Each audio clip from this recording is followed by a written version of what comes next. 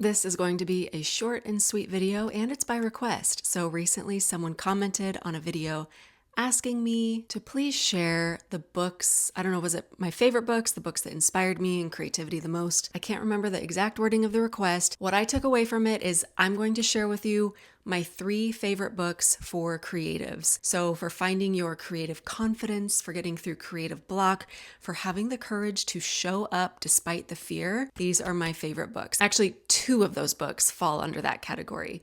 There's another book that is one of my favorites that's more catered to art meditation, but it's really about mindfulness in art and why making art is so dang good for you. Okay, I have to start with my favorite book of all time, the most influential book in my life.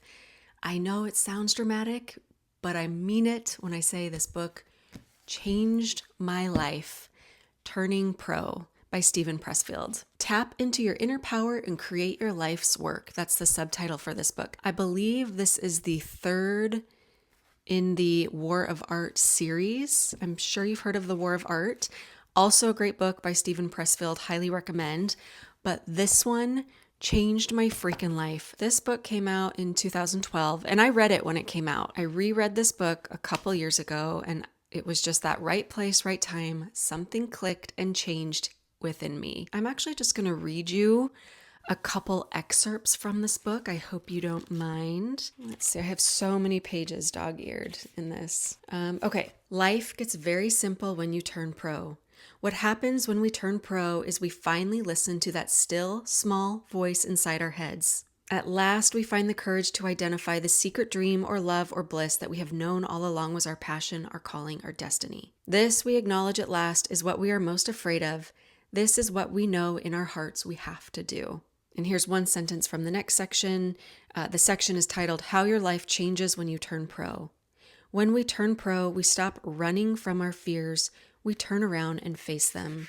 Let's see if I can find another one. Here's a simple, look at this. One sentence on a page. The professional will not be distracted is what this section is called. The amateur tweets, the pro works. Anyway, yeah, so there's a lot in this book about the difference between being an amateur and thinking about doing the thing you want to do and being a pro, which is doing the thing you want to do. And I was so inspired by this book. I created like a 2 or 3 minute pump up meditation. It's more of like an affirmation about turning pro. I'll link it in the description. But something changed in my mind when I read this book a couple years ago. And it was just a few months after kind of embodying this I am a pro, even though I can't see the evidence of that. I am a pro because I'm embodying a pro. A few months after really leaning into that and making that my daily mindset, I had a YouTube video go viral for the first time. And that's when I really was like, oh, this works. And I am a pro. And I started to, like, I believed I would be a pro someday, but I started to believe, oh yeah, I'm a pro now. Like, I can do this work. And yeah, that's a mantra that I have to this day. I'm a pro. I am a pro. Be the pro. So, turning pro. I'm obsessed. I'm a fan. Okay, let's do the other 2 books. I'm not going to spend as long on these 2 books as I did with Turning Pro. The next one let's talk about is The Artist's Way. I'm sure you've heard of The Artist's Way. And you know what? If you haven't, I am honored to be the one to introduce you to this classic. Its subtitle is A Spiritual Path to Higher Creativity, a course in discovering and recovering your creative self. So this is a 12-week program written by Julia Cameron. It also includes the homework of daily morning pages. So the idea, and this is where the life-changing magic of daily pages like I have felt in my life. And I've heard this from a lot of other successful creatives and people in different creative careers. So morning pages, every morning, you just brain dump onto paper in a notebook 3 pages of whatever. It can be complete nonsense. It can be Dear Diary format.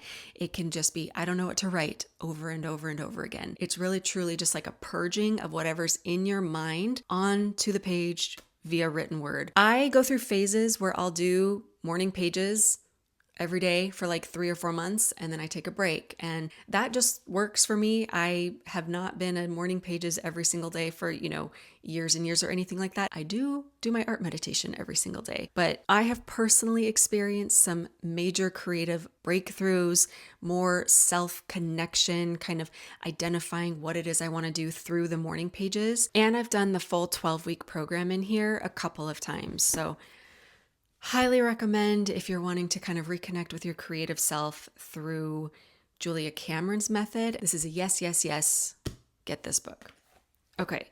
The third book is more catered towards what I do is art meditation. So Your Brain on Art, How the Arts Transform Us. So this book, I mean, it covers visual art. It also covers music, other forms of art and creativity. For me, one, this is just fascinating. I was a neuroscience major at UT Austin. I dropped out to go do stand-up comedy, full disclosure, but I've been interested in, I've kind of had this like towing the line of fine art, which I was also a fine art major at one point in my life, but like fine art and then like neuroscience, how the brain works. And so I think it's fascinating, the psychology of colors and what color symbolism can do for us in our art making. But then also just what is actually happening in our brain when we create, when we get in flow state. Like there is validity as far as like the stress reduction powers of art making. Did that make sense? I think it did. That is validated in this book. It's fascinating if you're into the science behind this sort of thing, the psychology, but also just different ways that you can tap into creativity for your health, for your mental wellness. Here's a couple blurbs from the back of the book to give you an idea. Playing music builds cognitive skills and enhances learning. The vibrations of a tuning fork create sound waves that counteract stress. Compelling research shows how engaging in or even observing art for as little as 45 minutes reduces the stress hormone cortisol, no matter your skill level. And just one art experience per month can extend your life by 10 years.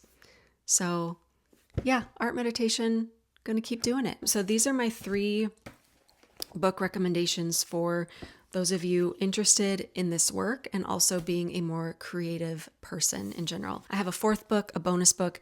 This thing has made a little cameo in some of my videos. It's a color palette book called A Dictionary of Color Combinations Volume 2. I've flashed it kind of, quickly in some of my short form videos, but I love this thing for, let me try to get that here. I'll just flip open to different pages and get some color palette ideas. And some will also give you kind of side by side the color palette and then how that's used in design. Handy little book as well. So that's your 4th bonus. Have you read any of these books? Are you going to? I would love to know your thoughts. And that's it for now. As always, thank you for being here, my friend.